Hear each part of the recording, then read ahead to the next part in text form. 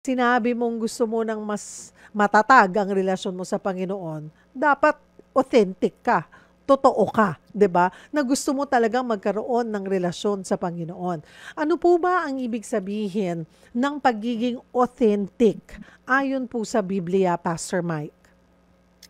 Yeah, no? So, malaking bagay yung authenticity or yung genuineness ng ating faith, ng ating pananampalataya. And uh, today kasi sa panahon natin, madali na lang po ang maging fake or maging faker. Mhm. Nagulat na po ako nung isang araw, may pinapanood akong video. Tapos kala ko yung isang action star si Tom Cruise. So ano siya, he's doing all of these stunts. Tapos nung tinignan ko yung subscriber channel, hindi pala siya yon. It's called a deep fake. So Mhm. parang ibang tao yung rinirecord nila pero nilalagay lang nila yung Mukha, facial oo. picture. Oo, so nagulat ako, grabe, kala ko siya na talaga yun, pero hindi pala. Mhm. And many times, Christians can also fall into that trap na, kala ko, sinasabi ko, Christian ako or I do all of these Christian things, pero yun pala, deep fake Christian ako. Ibig sabihin, hindi tunay. Hindi siya galing sa loob, sa heart, sa puso. One person can look something on the outside, mabait siya, okay naman siya, panay smile, pero on the inside, puno na pala ng galit, puno na pala ng bitterness, or he's very far from God. So, yun po yung meaning ng authenticity. Na totoo tayo, tunay tayo sa Panginoon kasi kahit na anong ipalabas natin sa ating external features, no, iba yung nasa loob. And Mhm. alam ni God yun. Mhm. God sees our hearts, God knows our thoughts.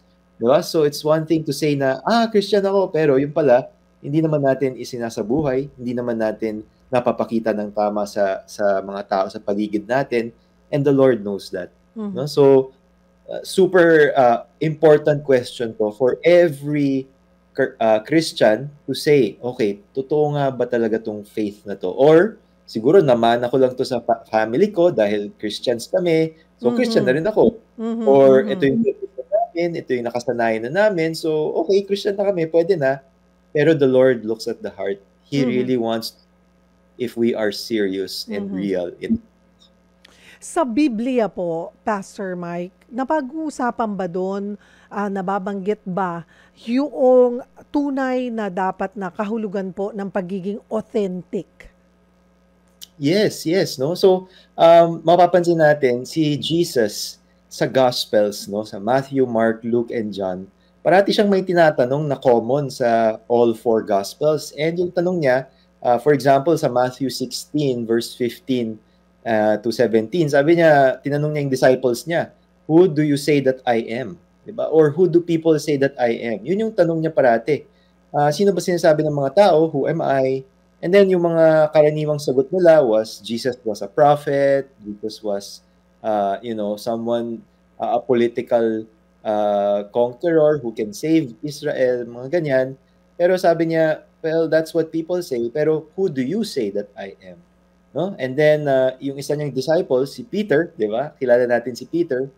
Sabi niya, you are the Christ, the Son of the living God. And then in response to that, sabi ni Jesus, you are blessed, Peter, because flesh and blood did not reveal this to you, but my Father who is in heaven. So in other words, sinabi ni Peter yung declaration niya, you are the Christ, meaning Messiah, you are the Son of the living God. Kayo nga talaga ang anak ng Diyos, kaisa-isang anak ng Diyos. And then Jesus says, hindi mo to natutunan sa kahit sinong tao, pinakita ito ng Ama sa Langit. So that is now the reality na when we profess, when we say that we are Christ followers, unang-una sa lahat, yung identity ni Jesus, sigurado tayo dun that He is the Messiah, the Savior, and the Lord. No? So, dun nagsastart ang lahat. How can you tell that you are authentic sa iyong faith or sa iyong pananampalataya? Who do you say Jesus is? Sino siya sa'yo? Sino siya sa Mhm. buhay mo? Diba? May mga estudyante akong tinanong the other a few weeks ago. Tapos sabi nila, okay, sino ba si Jesus sa inyo? Sabi nila, iba-iba yung sagot eh, no? Yung iba sa kanila, historical na tao si Jesus. Talagang nabuhay siya at some point, tapos namatay siya. Or yung iba naman, sabi nila, magaling na teacher yan. Yung iba naman, sabi nila, si Jesus, tao lamang. Or another one would say, siya isang prophet or someone who is really a good example. Di ba? So those are nice answers. Yun yung mga karaniwang views of Jesus. Pero we have to say, if we are real Christians, kailangan masabi natin na Jesus is more than just a man, a prophet, or someone who was just who lived and died, but that he is really the Son of God, the one who is the Savior. No? So dun manggagaling yun na, okay, I can really say without a shadow of a doubt, sure na sure ako dito, that I place my faith in Christ and that He is Lord, Savior, Master, and King of everything. Maraming ganyan po na nagki-claim katulad ng sinabi nyo rin, Pastor Mike, na isa akong tunay na Kristiyano. Pero minsan yung mismong nagsasabi, pwede na naniniwala siya na Kristiyano siya, pero hindi naman talaga. Paano ba? Paano ba natin malalaman kung tayo ay tunay talagang namumuhay ayon sa kalooban ng Diyos? Ako, I'll be honest, Pastor Mike, noong ako'y bata-bata pa, I was on my 30s, ayan, or late 20s, I would meet Christians, mga born-again Christians, and para akong allergic, lumalayo ako. Lumalayo ako kasi I would always say na hindi isa akong Katoliko and okay na ako sa relihiyon ko. But more than that, actually, I just realized and I feel kasi when I'm around Christians during that time, parang napakasama akong tao. Parang napakamakasalanan ko. I feel like na-judge ako na parang dapat tinuturo nila na dapat napaka-righteous. Yun ang sinasabi ko na word. Sabi ko, ayoko sa mga Christians feeling, sabi ko, napaka-righteous nilang mga tao. Parang, I don't, but then again, nung nakasalamuha ko, nagkaroon ako ng pagkakataon. Eto, I was able the first time. Ayoko pang sumama nun nung una akong nag-Holy Land, Sabi ko, mga taga-CCF kasama ko, 7 bus yata. Usually lang ba? 6, 7, mga ganun, 8 buses, di ba? With Pastor Peter. Sabi ko, patay tayo dyan. Kaya lang, isa sa bucket list ko talaga, makarating sa Holy Land. So, pikit mata ako. This is the opportunity. Sabi ko, sige, tingnan natin. At ang nakasama ko, I'm glad din na isang Catholic sa kwarto. Ayan. So sabi ko, okay kami. Parang sabi ko, okay, this journey, dalawa tayong sabay sa journey na to. Parang hindi ako, I won't feel awkward sa loob ng kwarto, kung paano, ganyan. Kasi nga sabi ko, ito na naman, sabi ko. But siguro I was surrounded by true Christians. And I got to appreciate it. Yung teachings ni Pastor Peter, mas naintindihan ko. Na-appreciate ko, sabi ko, ako pala yung mali. Sabi ko, ginudge ko na sila lahat na very righteous people na feeling ko, sila lang laging tama and I feel so napakasama ko. But actually, baka ako rin, mayroong mga tao na akala nila authentic silang followers ni Christ, but actually not. So, paano ba? Paano malalaman, Pastor Mike, na tunay na namumuhay talaga tayo ayon sa kalooban ng Panginoon? Kasi sabi mo nga, kahit anong pagkukunwari natin, si Lord, si God, nakikita niya talaga what's in our heart, diba?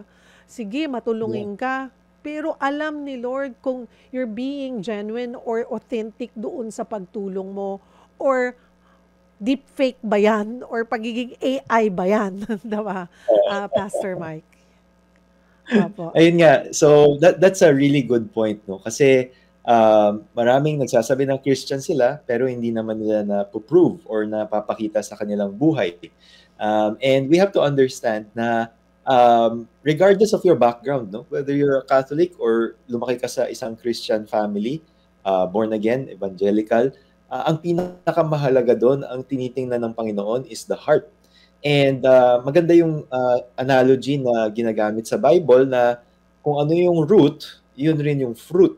Kung ano yung root, yun yung fruit. So, kung totoo nga na rooted tayo in Christ, no?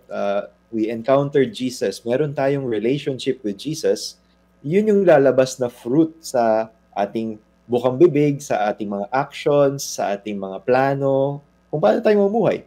So it will become fruit in our lives. Kung okay tayo in our heart, then lalabas yun sa ating actions. So I like to make a parallel na, for instance, me and my wife, we have a relationship with each other.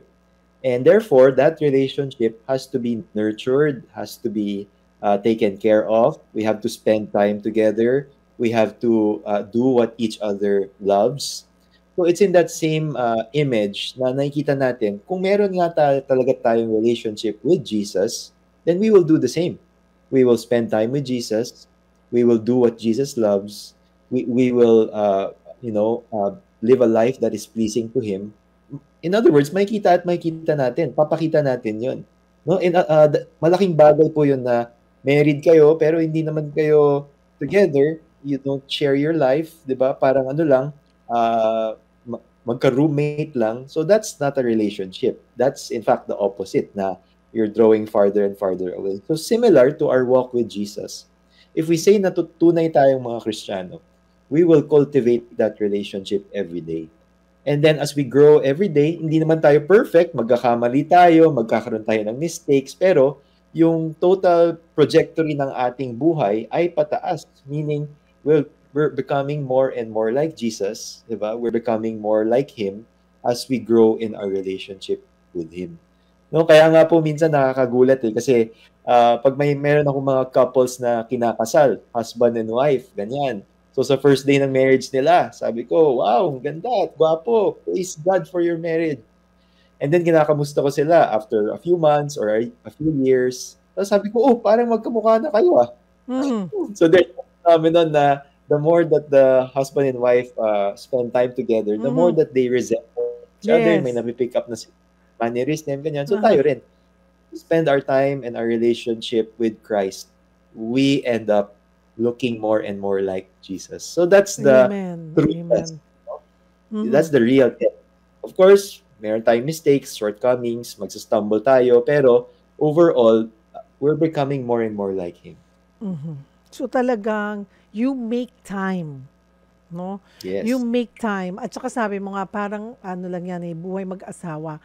Hindi porket mag-asawa na kayo, okay na tayo, mas kampante. The more na dapat nyong alagaan yung inyong relasyon para mag-last ng forever. Parang ganun din sa gusto natin sa Panginoon. Gusto natin lasting forever talaga yung relationship natin with the Lord. Amen. At diba? Merong forever kay Lord. At tanungin, yes. At saka diba, Pastor Mike, kahit tayo, pag sinasabi natin, okay, you really want to know me? Kahit sa mga kapwa natin, diba? Or doon sa nanliligaw or nililigawan, kami sabihin namin, parang, if you really want to know me, spend time with me, talagang kilalanin mo ko. At ganun din sa, sasagutin ko ba to kung lalaking to? Pero bago ko to sagutin, kailangan makilatis ko mabuti, makilala ko mabuti. Kung hindi kayo magsispend ng time together, paano mo makikilala at paano lalalim ang inyong pagkakakilanlan at magsisimula ang pundasyon at tatatag yung pundasyon. Ganun din dapat pala ang ginagawa po natin sa relasyon natin sa Panginoon. Pero, Pastor Mike, may mga babala ng Biblia tungkol sa pagiging mapagkunwari o yung pagiging hypocritical. Ayan. Ano po ang sinasabi dito? Anong mga babala yun? Yeah, no? So, sa Bible, we have a lot of mga verses that talk about being a hypocrite, di ba? Bilang isang hipokrito. And yung pinaka-word doon na meaning sa Greek, no, sa original language, is double-faced. So, meron kang maskara, meron kang mask na sinusuot, yun yung pinapakita mo sa ibang tao, tapos pagka okay na, ibang maskara naman yung sinusuot mo. So, it's like yung word na ginagamit nila sa theater. No? So doon natin nakukuha yung word na hypocrite, no, or two-faced, double-faced, no. So paano tayo mawa-warn against that? Check how you behave and how you carry yourself in front of different people. Okay? So uulitin ko, check, self-examine, i-examine mo yung sarili mo, how you behave in front of different people. Real life example, no? Nung bagong kasal kami nung asawa ko, sabi niya, may napansin ako sa'yo. But she shared it naman lovingly, no? Pero masakit kasi first time ko lang na encounter yun, no? Sabi niya, may napansin ako kasi pagkasama natin yung mga friends mo, you behave differently. Pagkasama naman namin yung family mo, iba rin yung behavior mo. Tapos pag nasa church tayo, iba rin. So sabi niya, so sino ba talaga si Mike? Sino ba talaga yung ikaw mismo? Tapos ako, first time ko narinig yun kasi parang never naman akong, it wasn't my intention na ganun yung behavior ko, no? Pero na-realize ko, oo nga, no? Parang nag-iibang anyo or nag-wear ako ng ibang mask in front of different people. So that's hypocrisy, no? And similarly, tayo rin, if we're not warned against hypocrisy, pwede rin nating dalhin yun sa Christian walk natin. Ibig sabihin, pag nasa church tayo, napakabait, di ba? Nakataas pa yung hands natin, nakaganon tayo, talagang praise the Lord. Pero pagdating natin sa bahay, ayan, naninigaw, nagagalit, nagdadabog. Di ba? So, if you check that, that is the epitome, yun talagang example ng hypocrisy. No? Kaya nga po, sa generation ngayon, lalo na sa younger generation, nakikita nila to. Yung mga magulang nila o yung mga relatives nila, nagsasabi na, oh, Christian ako. Pero iba yung behavior na pinapakita. So that's why nadi-disillusion sila. Ayaw na nilang maging Christian or ayoko yan kasi puro self-righteous yung mga nandyan. Diba? So we have to be really, really careful. And it takes the loving correction of those around us, diba? Our spouse or our family or our spiritual community to call that out. Kasi ako mismo, hindi ko na-realize yun until it was pointed out to me. So we need people like that to lovingly correct us. I agree. Kasi siguro kaya din ako nung mga una na disillusion at saka yung habi ko nga, parang kasi i-observe mo sila Ay, ito Christian. Plus na yun plus point. Tapos pag may nakita ko, pero bakit ganyan sila sa kapwa nila? Bakit ganon iba? Parang mas mabuti pa yung itinuturo sa amin sa pagiging Katoliko. Or yung pagiging, parang hindi nyo ipinapakita o hindi pinapamuhay yung kung ano yung gusto ng Panginoon. Kung saan, kung yung pagsunod sa gustong buhay tayo mayroon ng Panginoon. So yun, tama. Hindi naman tayo talaga din perfect. Baka minsan nawawala rin sila hindi na nila napapansin na someone should call yung attention. And napaka-lucky po ng marami po sa inyo, sa atin, na lalo na kung nasa matibay at maayos po tayo na group, no? Na Christian group or ako talagang ang laking bagay sa akin, Pastor Mike, yung kinabibilangan ko ngayon na Bible group. Nung una, nagsimula kami, ang pangalan small group. Kasi nagsimula lang siya ng pandemya. So mga lang kami, 4-6. Tapos noon, hindi mo ako mapapagsalita. Talagang nag-observe lang ako. Kasi feeling ko, sabi ko, sandali, naninibago ako. Hanggang ngayon, not so small group na kami. Kasi mahigit 20 or almost 30 na yata kami dun sa aming Bible group. Oo. Nanganak na. Sa susunod, wala nang not so small group. Big group na kami. Big group. Yes, ayan. Sa akin, pero it's so nice. It's so nice to have a community like that. Kasi these people love you, will correct you in love, in tenderness. Pero you share your life, your journey together. So napakahalaga nun in terms of authentic relationships na, di ba, papakatotoo tayo. Ito yung mga weakness, faults natin, mistakes natin. Can you pray for me? Hindi tayo pupunta doon para magyabang na, ito, napakabait ko, napakagaling ko. please pray for me naman. Meron akong challenge ngayon or ito Oo. yung struggle ko ngayon. Please cover me in your prayers, di ba? Yes. And that's how Mm. we are. Ganun kami sa group. At saka, parang din sa sabi nga ni Pastor Mike na yung kung paano natin gusto magkaroon ng relasyon, pagiging authentic natin, yung relasyon natin sa Panginoon. Ganun din, kailangan regular kang uma-attend sa inyong group, sa inyong Bible group, sa iyong service para ma-strengthen din yung relationship mo sa kapwa mo Christians. Pagkakakilanlan kayo. Mahirap kasi, 'di ba, Pastor Mike? Mahirap maging authentic kung hindi nyo kilalang isa't isa. Mangangapa ka eh. Mangangapa ka. So hanggang sa aabot sa punto na parang, 'di ba, relasyon natin sa Panginoon, hindi na tayo mahihiya kay Lord. Talagang all out na tayo. Total si Lord naman, kahit itago natin sa kanya, nakikita niya tayo eh. Pero mas Yes. ma-appreciate ni Lord kung magiging totoo tayo. Kung magiging totoo tayo sa lahat ng gusto nating sabihin, nararamdaman natin, yung paghingi ng tulong, hindi yan kahinaan. Pero mas ma-appreciate niya yun, mga kapatid. So, at didinggin niya tayo. Ang ating question of the day, paano mo pinapakita ang pagiging tunay na Kristiyano? Tapos siguro singitan ko na may mga pagkakataon ba na nahihiya kayo or hindi nyo maipakita yung tunay na pagiging Kristiyano nyo dahil nandoon sa punto na baka husgahan kayo ng ibang tao? Well, kasama pa rin po natin live via StreamYard si Pastor Mike Yap ng CCF at pinag-uusapan po natin yung pagiging authentic, pagiging totoo natin sa relasyon natin sa Panginoon.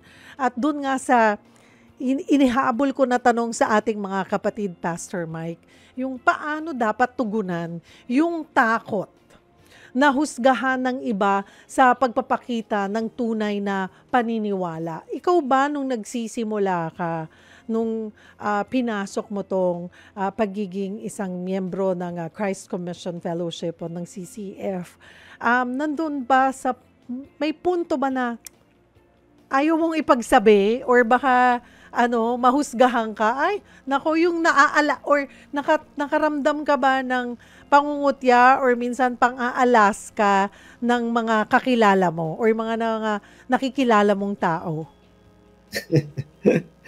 Yes, actually, yung story ko before was ako yung life of the party, literal na parang party boy, manginginom, tapos every sentence ko merong halong mura. Aha. And when I encountered Jesus on a personal way, Mhm. started changing me. Hindi siya super instant, pero I started nako-convict ako kumbaga sa heart ko na bakit ganito pa rin yung words ko, bakit meron pa rin ganon, bakit ito pa rin yung ginagawa ko. So it started na nagkaroon na ng conviction sa puso ko. It wasn't because ayaw kong ma-disappoint yung leader ko, yung pastor ko, or yung family ko. Pero it came from a heart that wanted to please God above all. So slowly, binago ko ng Panginoon in such a way na dati medyo shy pa ako kasi parang sasabihin ko, nag-church na ako, pupunta na ako sa Christian service, ganyan. So, alangan pa ako. Pero, the moment that I really fully committed to Jesus, my life, I surrendered everything, including yung reputation ko.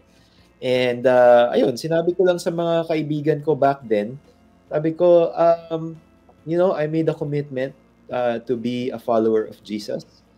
And sabi ko, I might not be the same person that yung nakilala nyo before, but I want you guys to know that, I'm in a good place. Ito yung relationship ko with Christ, and I hope that you can support me also. So, ayun, it was just, hindi naman siya awkward, hindi rin naman siya out of fear, pero yun lang. May adjustment lang talaga. May adjustment. Pero wala bang pressure, Pastor Mike? Paano natin mapapanatili yung authenticity sa gitna ng pressure sa mundo? Yeah, that's so true. Kasi yun nga, magkakaroon ka ng times na may struggle. Aha. So, ito yung mundo mo dati, mapupul ka dyan, and then ito yung kung saan ka gusto ni Lord, di ba? So, may struggle yan constantly. Magpupul at magpupul yan. But, naalala ko yung sinabi sa Bible, sa Colossians 3, verse 1, sabi ni Paul, if you have been raised with Christ, meaning kung may relationship ka with Christ, keep seeking the things that are above, where Christ is seated at the right hand of God, and set your mind on things above, not on the things that are here on earth. So in other words, pati yung perspective natin, yung pananaw natin sa buhay natin, nag-shift na siya from this world, from all of the stuff that we have to do here, our work, our friends, our family, etc. Ngayon, magiging focus ka na sa eternal, no? So, hindi yung temporary. So, when that happens in your life, makikita mo rin, kung si Jesus nga talaga ang pinakamahalaga sa buhay ko, then I will live according to how He wants me to live. Diba? So, if that means, even in my work, na paghuhusgahan ako na Christian ka na, Jesus ka na dyan, okay lang. Diba? Or in your family, maybe ikaw yung first Christian. And then makikita nila, totoo ba yan? Baka ano lang yan? Fad lang yan. Diba? Pero if Christ is really important in your life and you want to commit your life to Him, then you will grow in that trajectory and you will set your mind on things that are above. Kumbaga, sa purposes na ni God ngayon. So, sabi nga ni Paul in another epistle, sabi niya, am I still pleasing men or am I pleasing God? Diba? So I think yun yung tanong each and every Christian should ask. Am I here just to please people? Para lang mapakita ako sa kanila, para lang may face ako sa kanila? Or am I here to please God? Kasi if you want to please God, then the opinions of people won't really matter that much. Of course, you want to win them. You still want to keep friends. Kailangan pa rin may connection pa rin kayo. Pero now, the most important thing about you is God, Jesus in your life. Diba? So, I think that's so important. Parang wake-up call yon sa mga Christians rin na parang nasa fence pa rin na, okay, medyo Christian ako, pero ayoko pa rin sabihin sa mga friends or family ko, nahihiya pa rin ako. So, it's a struggle, it's a tension. I was there. Many Christians go through that until you come to that moment na, okay, Lord, kayo na pong bahala. I want my whole life to reflect you. So, please, let me do what you want me to do. Ano ang mensahe ng Panginoon para sa mga nahihirapang maging authentic? Pag still struggling. Yeah. Remember that verse earlier, yung inopen up ko, yung Matthew 16. Tinanong niya yung disciples niya, who do you say that I am? Sabi ni Peter, you are the Messiah, the Christ, the Son of the living God. Sabi niya, blessed are you. Pinakita yan ng Ama sa Langit sa'yo, Peter. And then after that whole portion, sabi niya sa Matthew 16 verse 24 onwards, sabi niya, Jesus said to His disciples, if anyone wishes to come after me, he must deny himself, take up his cross, and follow me. For whoever wishes to save his life will lose it, but whoever loses his life for my sake will find it. Grabe yung words niya. Sobrang powerful.